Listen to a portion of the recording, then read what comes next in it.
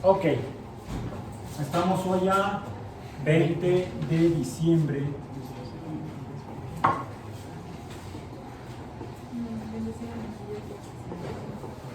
de 2023 en física biológica y comenzamos a hablar y a ver y a experimentar con, si tenía experiencia con lo que llamamos en general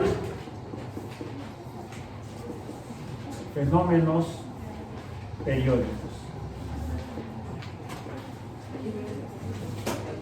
Que vimos algunos ejemplos de fenómenos periódicos, físicos específicamente, aunque fenómeno periódico mencionamos que sería cualquier cosa que se repita, cualquier evento que se repita, cualquier suceso que se repita.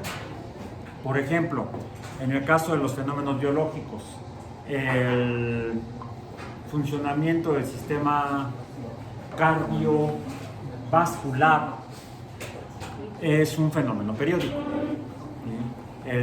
Hablamos del ritmo cardíaco. ¿Por qué el ritmo cardíaco? Es el movimiento de un músculo, es más de varios músculos en un órgano, que es el corazón. ¿Sí?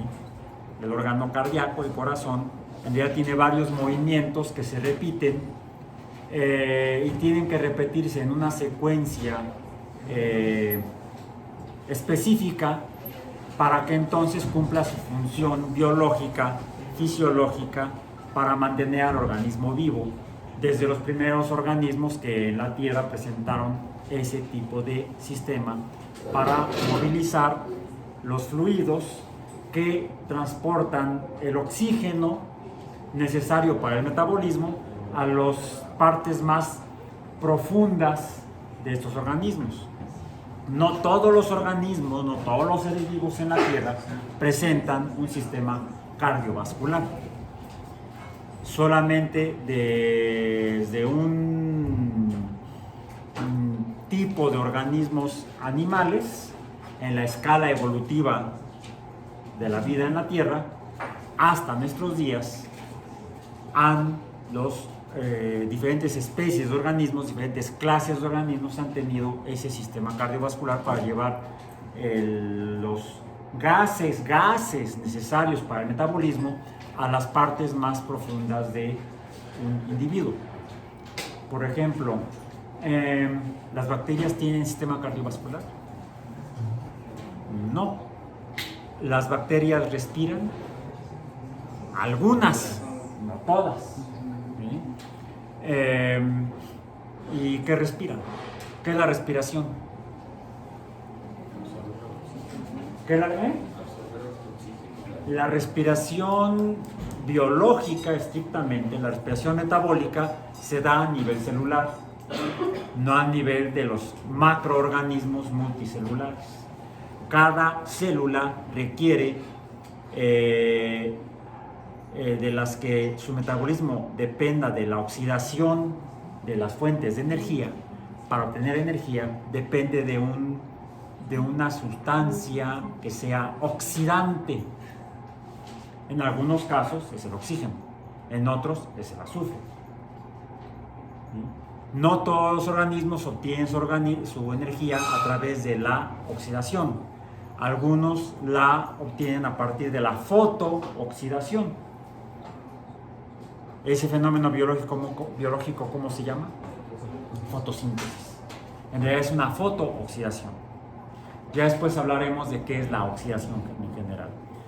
Lo que sé es que por la forma en la que se da a conocer la información biológica, el conocimiento biológico en general a la gente cree que el bombeo de gases en vertebrados es la respiración, y no, la respiración es un proceso metabólico a nivel celular. Hablamos entonces de la respiración como bombeo de gases. El bombeo en sí es un fenómeno físico periódico. Se refiere a algo que se repite para impulsar, provocar un impulso para movilizar algo, alguna forma de materia. Pueden ser gases, pueden ser líquidos y en algunos casos hasta sólidos granulados. Se movilizan por bombeo, que es un impulso, se interrumpe el impulso y luego se repite el impulso.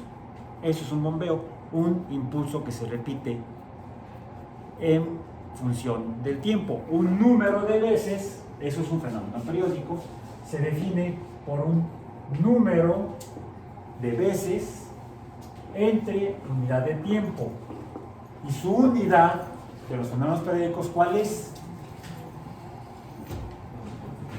Bueno, su unidad no, su cantidad, me equivoqué, su cantidad, ¿cuál es la cantidad que nos... Era recursiva, ¿no? ¿Perdón? Era muy recursiva, ¿no? No, esa es la rapidez.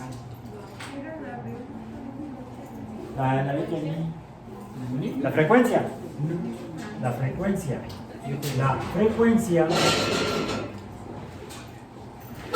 en general define o exhibe la existencia de fenómenos periódicos. Eso para recordar que es un fenómeno periódico, algo que se repite y se caracteriza por un número que se llama frecuencia, el número de veces que se repite entre unidad de tiempo. Entonces, es un fenómeno, el fenómeno periódico es un fenómeno que depende del tiempo, está en función del tiempo. Vimos varios ejemplos, algo que sube y baja como el yo-yo, sería un fenómeno periódico, dado que en una línea sube y baja. Sería un fenómeno periódico lineal, y ese concepto es importante. Un fenómeno periódico lineal es el movimiento del yo-yo, ya se me hizo yo-yo el cordón, para poder ajustarlo en el dedo. No se va a ver muy bien en la cámara porque la cámara está hacia arriba es un talking head lo que se ve, aunque talking head sería la cabeza parlante, en realidad en español se llama de manera más apropiada un busto parlante, es lo que luego ve uno en televisión, pues, típicamente a los presentadores de noticias, ¿no? Están sentados y se les ve de aquí para arriba, por eso es un busto parlante. Entonces cada que baja y sube un yo-yo sería un fenómeno periódico, lineal porque se mueve a lo largo de una línea. Lo que hacemos es contar el número de veces que sube desde su posición, sube y baja desde su posición de equilibrio. La posición de equilibrio específicamente del yo-yo es esta, y estaría definida como un fenómeno gravitacional por su energía potencial gravitacional. De hecho, se mueve debido a la gravedad e incluso sin que yo haga nada con la mano que está a cierta altura, el yo-yo tiende a regresar. No regresa completamente porque la termodinámica establece en la segunda ley que todo sistema tiende a disminuir su energía. Hay una energía potencial que se transforma en energía de movimiento y el primer principio de la termodinámica, no el cero, establece que la energía no se crea ni se destruye, sino que solo se transforma.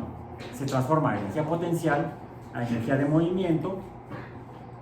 Como no puede continuar, rebota sin colisionar con el suelo, pero colisiona con el extremo del hilo.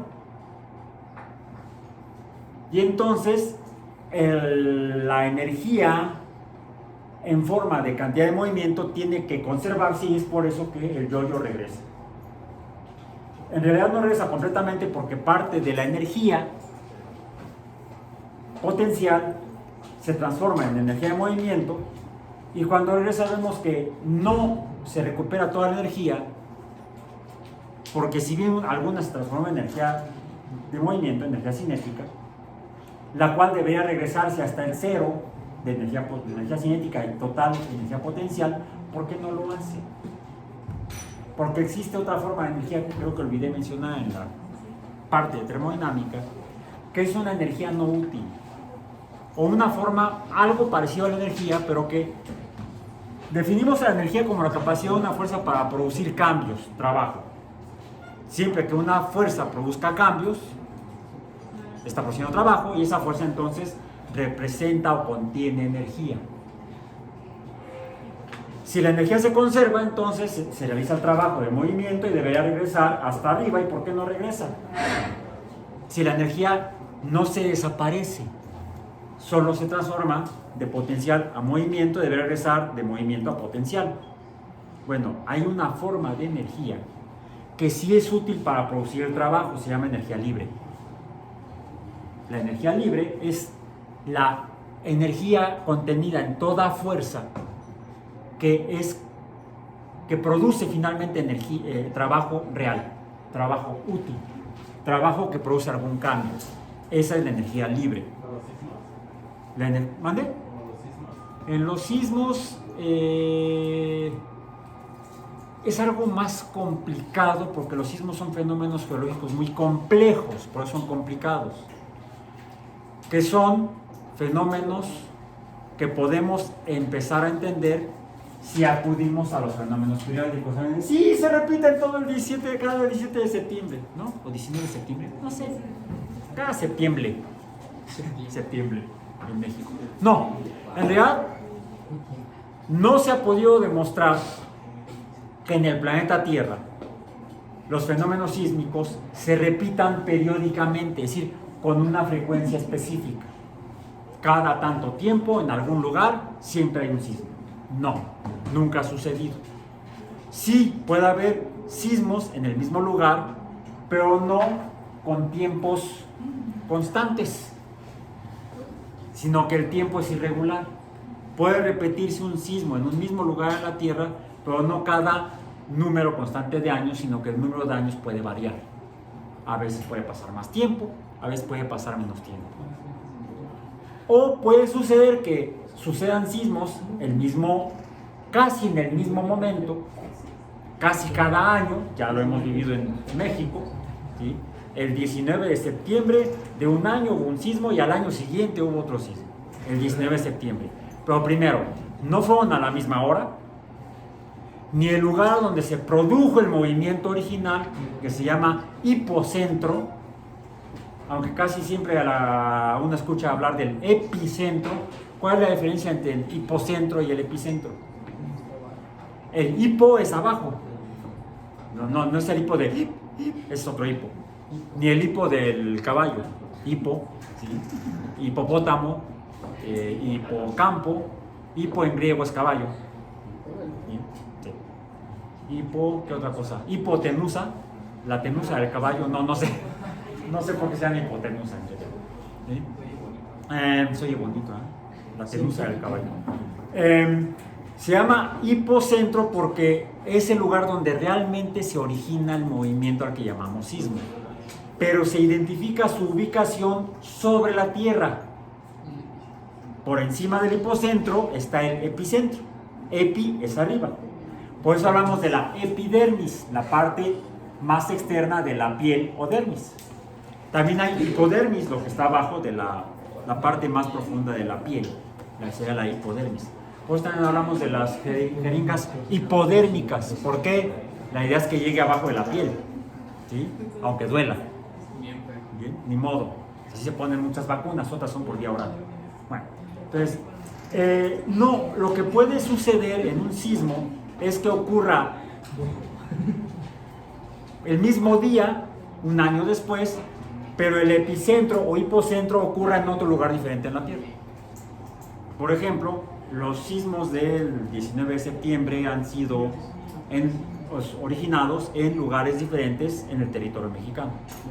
El del 85, su hipocentro y epicentro se ubicaban en las costas de Michoacán.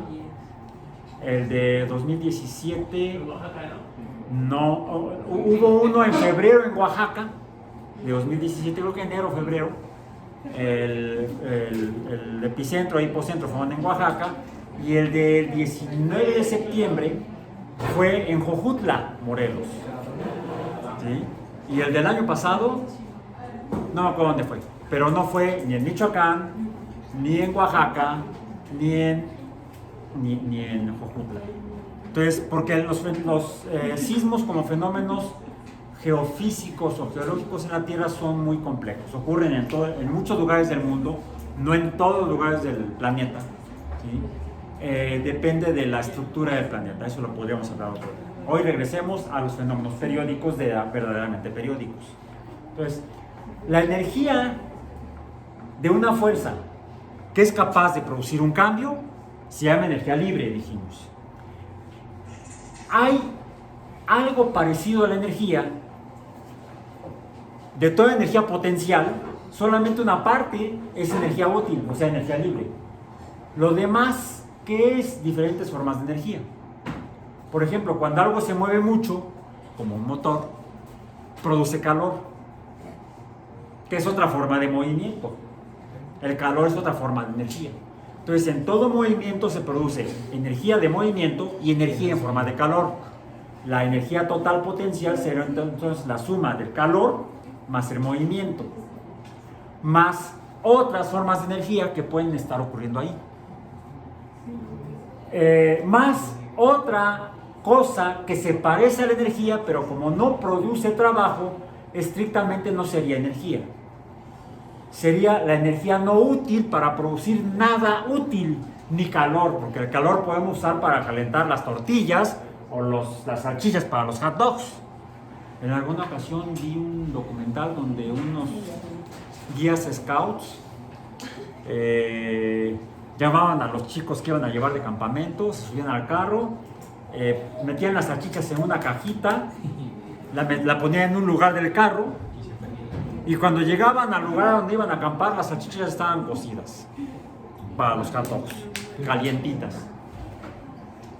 ¿Cómo le hicieron para que se calentaran mientras viajaban? La cajita la unían al tubo de escape. No, bien cerrada, para que no se contaminara por los gases. Además, no iba dentro del tubo de escape, iba por afuera del tubo de escape. Entonces, el calor de los gases que salen por el tubo de escape calentaban las salchichas. Es aprender a utilizar la energía térmica que se produce siempre que se realiza trabajo. Ya sabes, es más cara la gasolina, el viaje. Bueno, aproveches el viaje. Lo importante no es el destino, sino el viaje. Bien, así es. Esa forma de energía que no sirve para nada útil se llama entropía. Y es por eso que el yo-yo no regresa a el punto de partida de la energía potencial a menos que yo le meta más energía. ¿Y cuál es? Cuando baja el yo-yo, yo lo jalo. Le estoy poniendo una energía opuesta para sumarle la entropía que se perdió. Nada más sumarle una energía equivalente a la entropía que se perdió. Bueno, esto lo menciono porque en todo fenómeno periódico se producen diferentes fuentes de energía, vamos a decir. Hay energía en más de un sitio o de un componente de todo fenómeno periódico. Ya mencionamos que el movimiento ascendente y descendente de un yo-yo sería un fenómeno periódico lineal. Si dejo el hilo extendido, ya vimos ayer, se puede producir otro fenómeno periódico. A ver, ven tantito, que se vea tu mano nada más. Voy a tensar la cuerda del yo-yo y tú lo vas en la parte media, jálalo, suéltalo y alcanzamos a ver que se mueve de lado a lado la parte superior y la parte inferior en lo que sería, que llamamos una vibración. Gracias. ¿Sí? Y vimos que la vibración también es un fenómeno periódico. Ya tendríamos dos: el ascenso y descenso de cualquier cosa, incluso una pelota que rebota también sería un fenómeno periódico, el número de veces que rebota entre unidad de tiempo. Sería entonces, eso lo podríamos ver en las colisiones de objetos que colisionan de manera elástica. Recordemos que son los que realmente rebotan. Los inelásticos, las colisiones inelásticas son cuando... ¿sí? Ahí no podríamos determinar las propiedades periódicas de un fenómeno de colisión inelástica. El siguiente entonces sería la vibración, que se parece a esto, al menos en la parte superior del hilo, cuando vibró, se comporta como un péndulo. Pero, y la parte inferior, ¿a qué sería equivalente? A un péndulo invertido, que sería otro fenómeno periódico. Tenemos entonces ya como fenómenos periódicos las vibraciones, las good vibrations, habíamos dicho. Vibraciones. Antes de las vibraciones dijimos que eran las ascensos y descensos, o los fenómenos periódicos lineales, vamos a decir, lineales. Lo que va y viene en una línea. Luego las vibraciones que se parecen a los péndulos. Los péndulos. Y los péndulos a su vez vimos que podríamos caracterizarlos como a otro fenómeno periódico que mencionamos, que se puede apreciar, por ejemplo, así. ¿Sí? Lo giro, el movimiento de giro o de el movimiento circulatorio, no el del sistema circulatorio, el del aparato circulatorio. El movimiento circular es un fenómeno periódico porque se repite el paso del objeto que está en movimiento por un punto cada unidad de tiempo. ¿Bien? Que vimos que pueden ser de mayor amplitud dependiendo de la magnitud del radio. Este es de mayor amplitud que este. Pueden tener la misma frecuencia o pueden tener diferente amplitud y la misma frecuencia, o pueden tener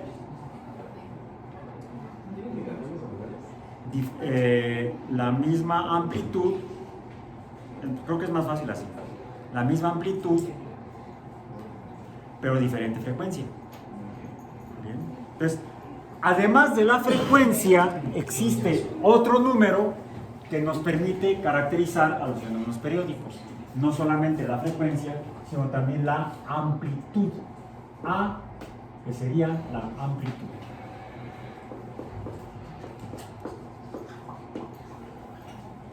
En el caso de la vibración, ¿qué tanto se recorre la cuerda cuando vibra?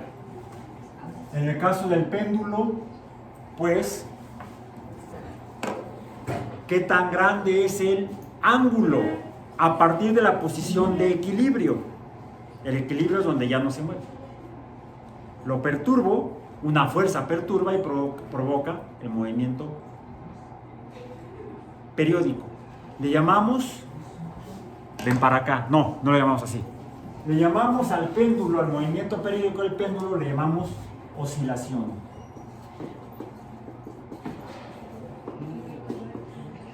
La cual también se observa entonces en los péndulos, no importa si son colgantes o invertidos. Por lo tanto, también en las vibraciones también son oscilaciones. No así los fenómenos periódicos lineales, no presentan oscilación. Los péndulos también mencionamos que podríamos interpretarlos como este mismo movimiento, pero solamente una parte de él. Y además que se repite en dos sentidos diferentes. Mientras que este movimiento circular es, ¿cómo lo podríamos caracterizar? Podemos usar como parámetro para identificarlo, caracterizarlo, el movimiento circular de las agujas o manecillas de un reloj, que normalmente se mueven de esta forma. Aquí diríamos que sería en el sentido de las manecillas del reloj, o clockwise en inglés, o que sería en contra de las manecillas del reloj, o counterclockwise en inglés. Lo menciono porque muchos libros de física están en inglés y entonces menciona este tipo de movimientos, de diferencias en el movimiento circular. Entonces el movimiento circular, que se parece a un péndulo que gira completamente, el movimiento circular, No es oscilatorio. Es un movimiento con dirección, que puede ser clockwise o counterclockwise, en el sentido de las manecillas del reloj o en contra del sentido de las manecillas del reloj.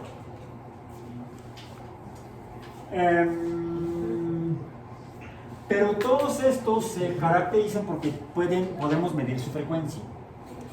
En el caso de las vibraciones, péndulos y círculos, los movimientos circulares, podemos además también medir la amplitud. La amplitud. En el lineal, ¿podríamos medir la amplitud? Sí, depende de qué tanto se extienda, se alargue, baje y suba. Pero es importante en el movimiento periódico lineal.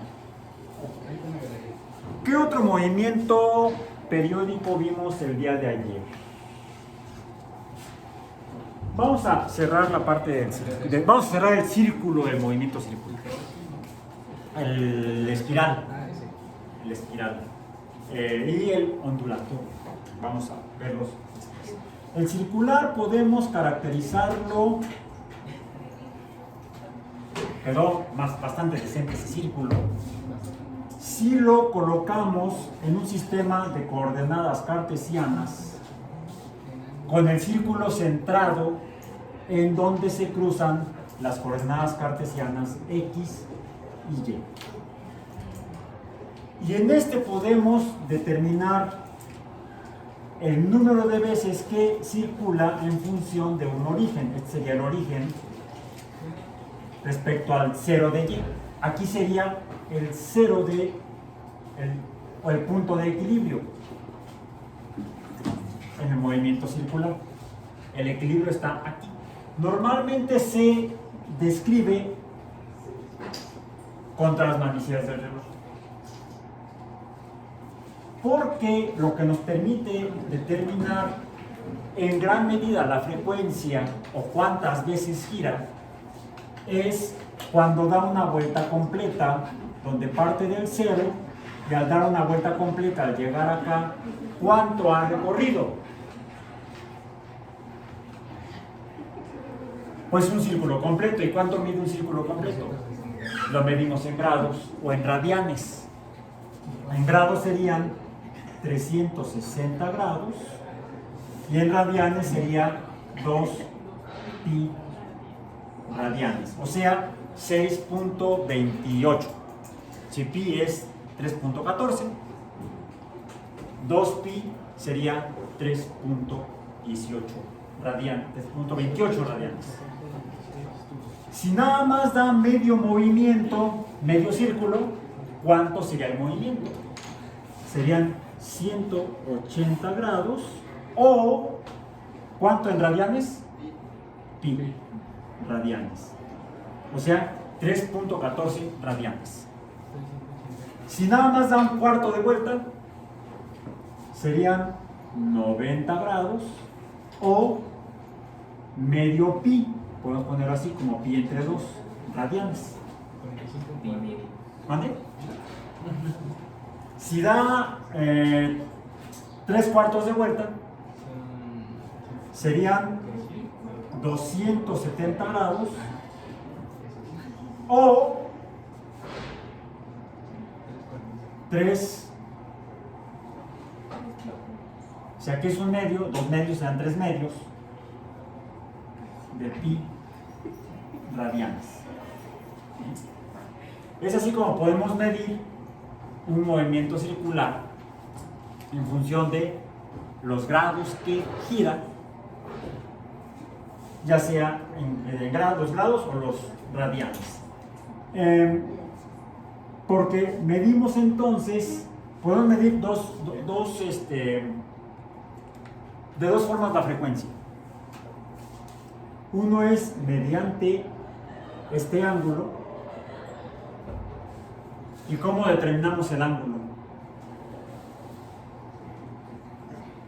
Necesitamos las funciones trigonométricas. Sería lo que mide de aquí a acá. ¿Y cuánto mide aquí en el sistema cartesiano? Pues tanto como esté al punto X, Y. ¿Cuánto vale X? Pues esto. ¿Cuánto vale Y? Pues esto. Llamémosle no X, sino que llamémosle A al valor en X y B al valor en Y. Son los puntos A, B. Bien. Lo que se habría desplazado, algo que está girando en un tiempo determinado.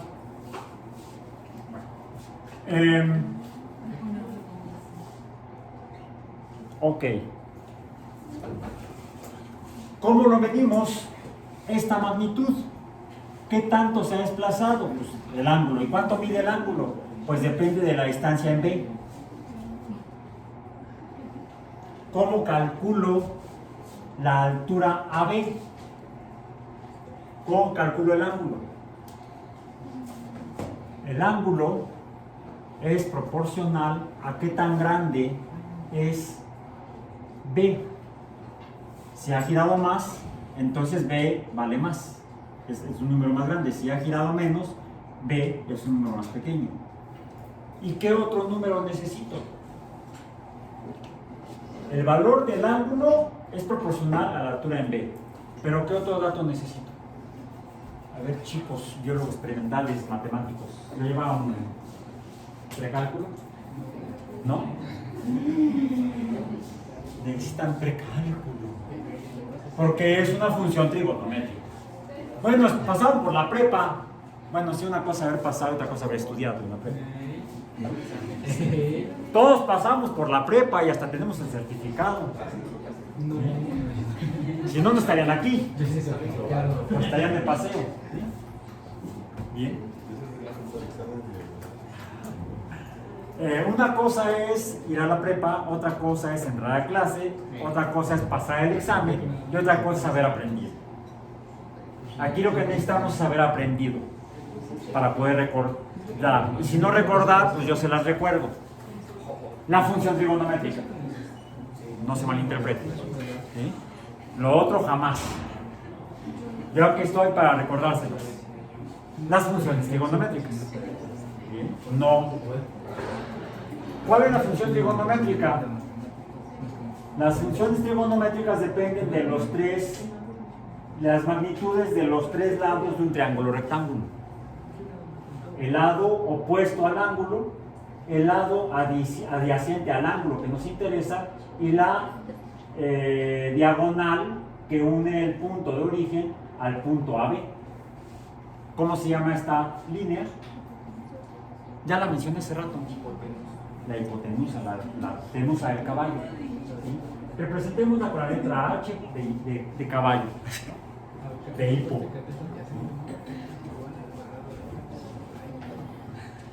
Es B sobre H. Esta es la función seno.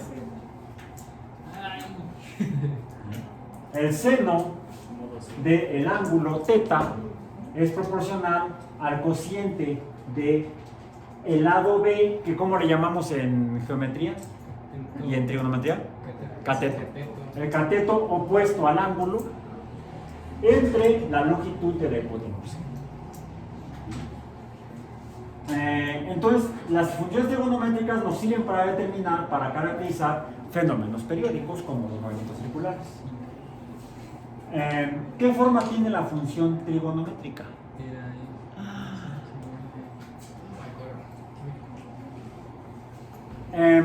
De hecho, si esto lo pusiéramos en un círculo de radio 1, pues me simplifica porque sería b entre 1. Entonces puedo tener la definición del seno igual a este número. Y esto es igual a un número. Que igual vamos a decir al valor y. Y tenemos ya la función trigonométrica. Y sería igual a el seno de el ángulo. Vamos. Y esto es una función trigonométrica.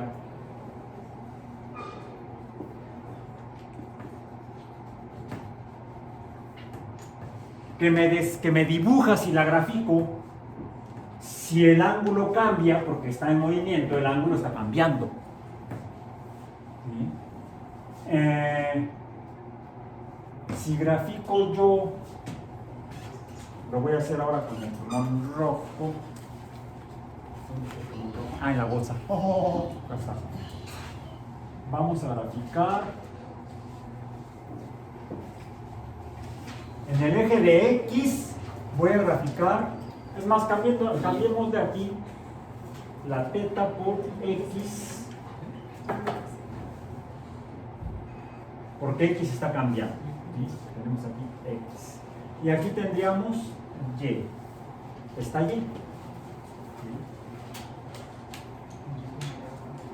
Está Y. Y tenemos a X. Si yo grafico los valores de Y cuando cambia X, porque esto se está moviendo en forma circular, se dibuja entonces esto.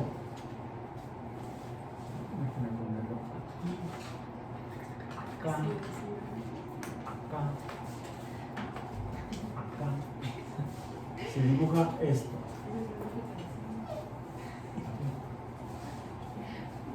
Bueno, me quedó medio feo aquí, medio repilento. Ahí está. ¿Y eso qué es? Una onda. Las funciones trigonométricas dibujan ondas cuando cambia el ángulo. Por eso es que les dije ayer que cuando un movimiento circular se desplaza, puede producir ondas. ¿Dónde tenemos estos parámetros? Aquí está la frecuencia y aquí está la amplitud. A seno de nu teta por nu x me dibuja esto, donde esta es la amplitud sobre el equilibrio. Este es el punto de equilibrio, el 0, y aquí sería entonces menos A, porque sería en Y. Si tuviera una onda que tuviera un movimiento circular que fuera un círculo más pequeño, ¿cómo se dibujaría? Pues la amplitud sería menor, siempre que el valor del ángulo cambie igual, solo que en un círculo más pequeño. Digamos que fuera en este, vamos a ver, el movimiento circular tiene que ser para allá, en contra de las necesidades del reloj, sería, vamos a ver, esto sería una vuelta cada segundo, una vuelta entre segundos, 1001, 1002, 1003, 1004, 1005, 1006, 1007, 1008, se estaré dibujando así, donde la frecuencia sería 1, acá, ¿sí? Acá sería, vamos a decir, en este sistema, aquí sería 2 pi. Aquí es media vuelta, aquí es pi, aquí es un cuarto de vuelta, sería pi medio, y aquí sería, ¿qué dijimos? 3 medios de pi. Eso sí, la frecuencia es de una vuelta cada segundo. La frecuencia es una vuelta cada segundo. Ahora, si acorto el radio del círculo y hago que dé una vuelta cada segundo, 1001, 1002, 1003, 1004, 1005, 1006, 1007, 1008, es una vuelta cada segundo. Tiene la misma frecuencia, pero tiene amplitud menor, ¿sí? Si la función fuera y igual a un medio del seno de nu teta sería entonces, ¿cómo? Sería así. Bueno, sería la mitad. Tendría la misma frecuencia, pero una amplitud a la mitad. Esta sería la línea punteada. ¿Ok?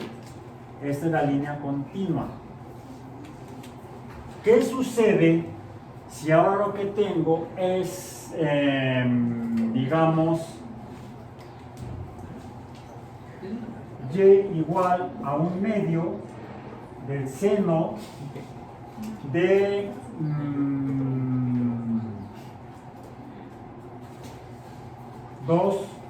bueno, aquí puse la teta, ¿verdad? De 2x. Voy a cambiar la teta de acá por la x. ¿Cómo es la función? ¿Cómo es la onda? La amplitud es la misma, un medio, vamos a decir, menos un medio, pero la frecuencia es mayor. Quiere decir que se repite al doble. Si aquí es media vuelta, la media vuelta tendría que llegar acá. Sería una onda de este tipo. La misma amplitud, pero la vuelta completa la da antes. Digamos que en el intervalo de una vuelta de 1, esta ya dio 2 vueltas completas. Aquí está la frecuencia, el número de vueltas. Entonces, son estos los dos parámetros en la función trigonométrica los que me muestran la amplitud y la frecuencia, usando las funciones trigonométricas para poder dibujar matemáticamente los fenómenos periódicos como fenómenos circulares.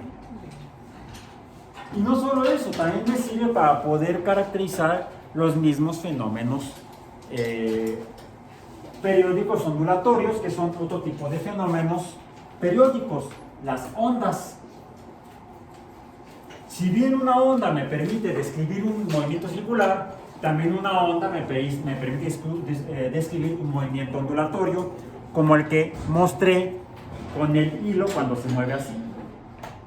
Aunque aquí es un poco difícil verlo, quizás sería más fácil verlo, por ejemplo, así.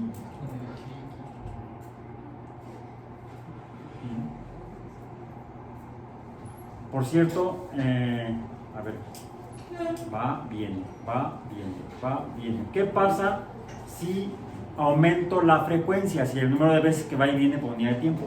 Vamos a ver. Es que tengo un problema aquí. Y ahí se ve, se llama gravedad. Está haciendo que la masa caiga más acá y menos acá. Ya esto ya lo explicamos la vez pasada. De hecho, alguien dirá, bueno, ¿por qué no lo hago en horizontal? Pues porque ya la gravedad ya me está moviendo esto. Pero podríamos tal vez ver el fenómeno periódico del movimiento de una onda un cierto número de veces, arriba y abajo, pero este no es lineal, porque en realidad la posición de equilibrio sería esta. Ahí está. La posición de equilibrio sería paralela a la mesa. De hecho, aquí se perturba por la gravedad, pero puede subir y bajar. Entonces, esto es lo que llamamos una onda transversal, porque se atraviesa sobre la línea de equilibrio. De hecho, este movimiento sería equivalente a tener una onda que empezara aquí y terminara hasta acá, pero nada más esta parte la que me interesa. Sube y baja, parecido a la lineal, pero no es lineal, es una onda que atraviesa la línea de equilibrio y por eso se llama este tipo de onda una onda transversal. Aquí lo que tenemos son ondas transversales. ¿Por qué transversales? Porque atraviesan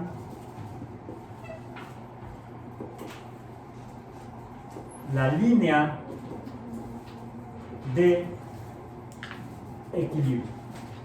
¿Bien? Son transversales porque atraviesan la línea de equilibrio, por eso se llaman así. Y ahorita vamos a ver en un momento vamos a ver por qué insisto yo en llamarles así.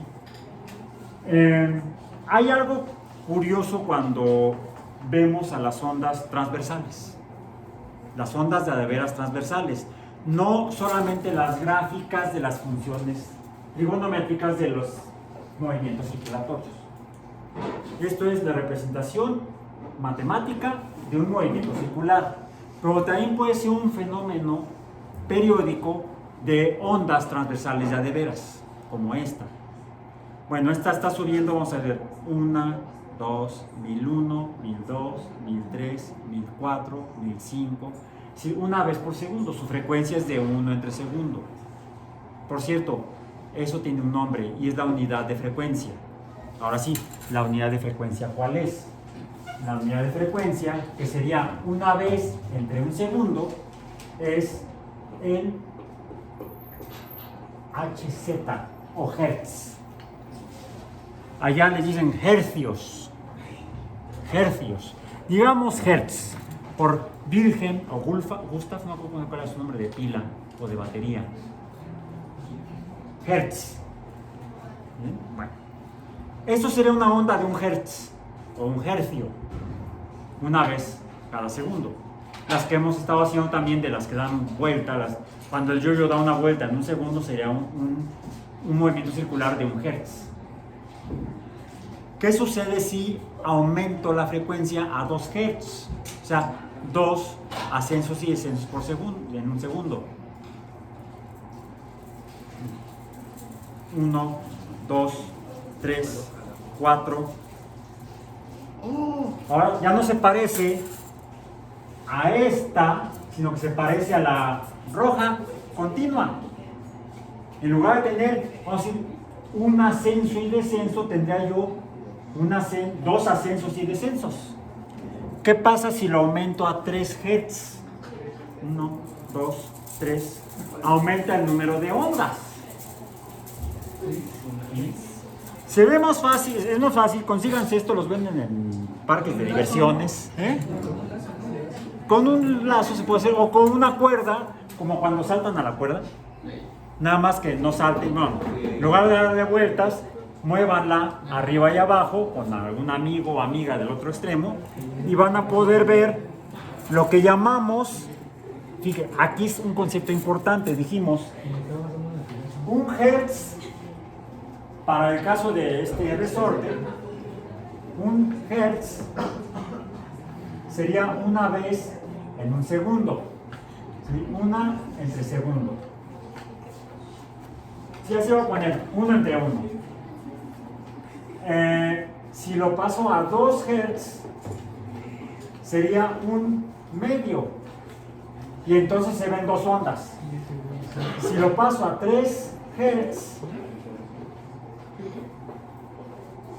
sería un tercio.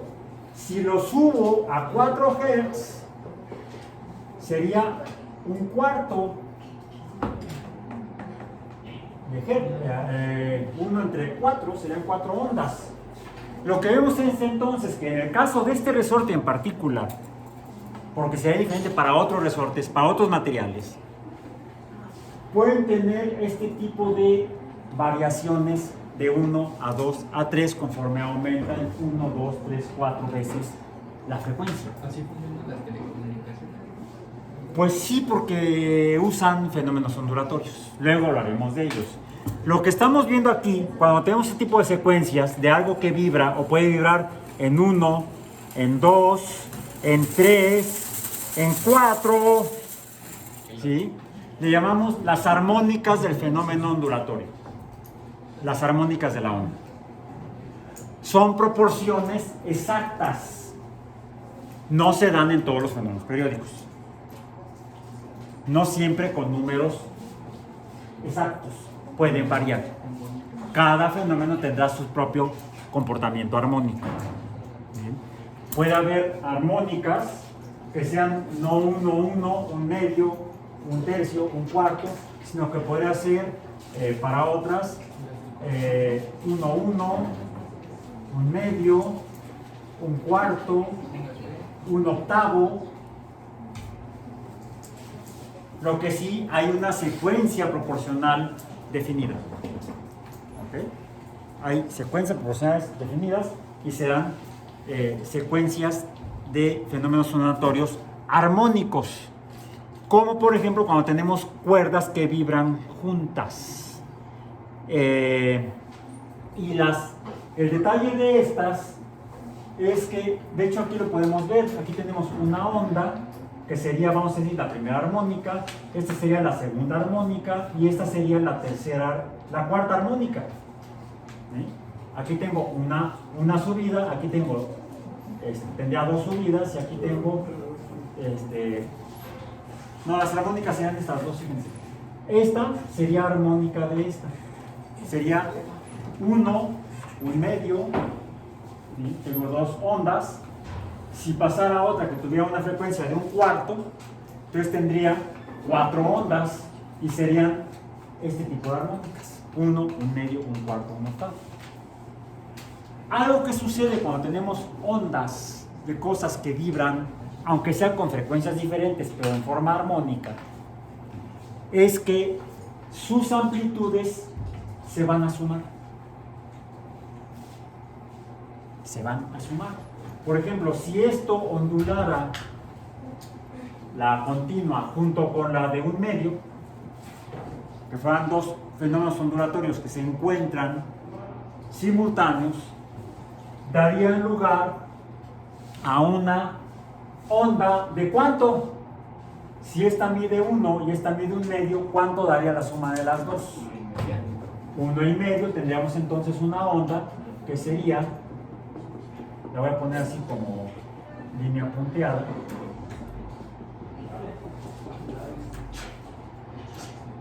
más o menos, así.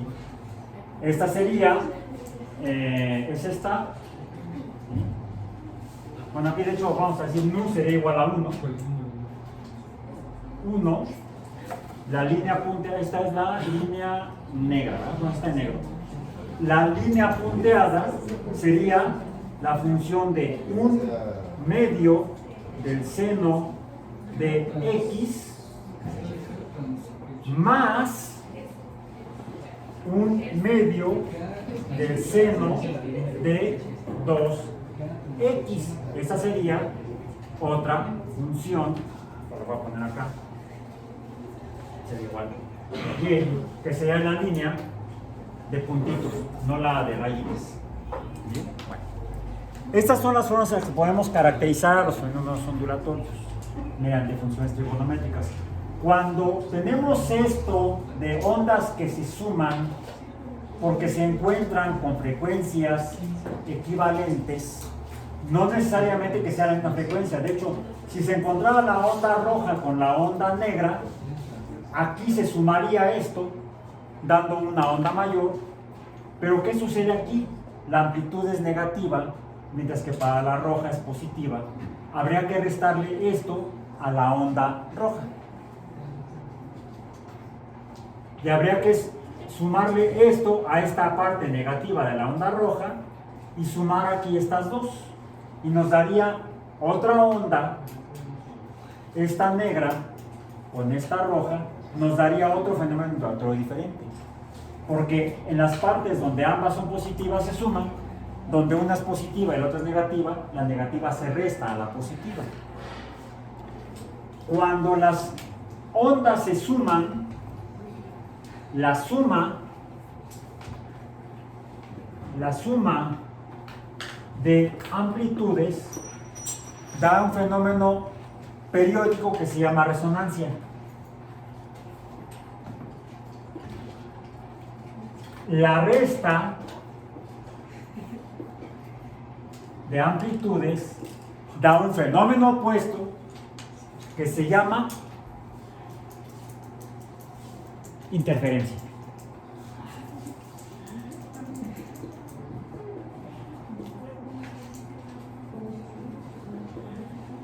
Si se apareciera una onda negra como esta, vamos a decir,